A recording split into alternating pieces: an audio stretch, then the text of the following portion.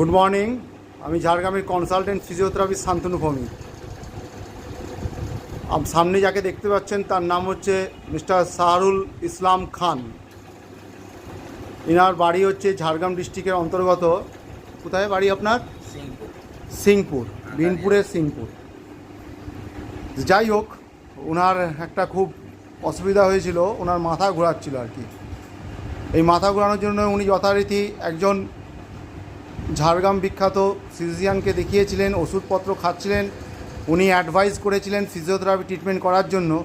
উনি ঝাড়গ্রামের কোনো এক বিখ্যাত ফিজিওথেরাপিস্টের আন্ডারে ছিলেন। তা যাই হোক, উনি তারপরে আমার কথা শুনে আমার কাছে আসেন।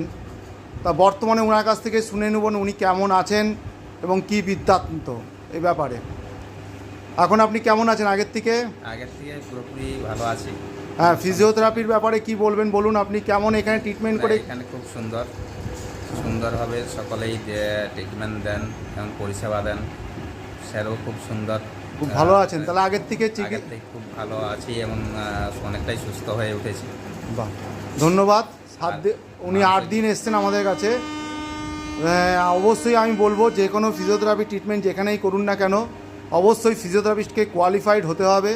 এইটা আপনারা একটু যাচাই করে নেবেন। থ্যাংক ইউ, ধন্যবাদ।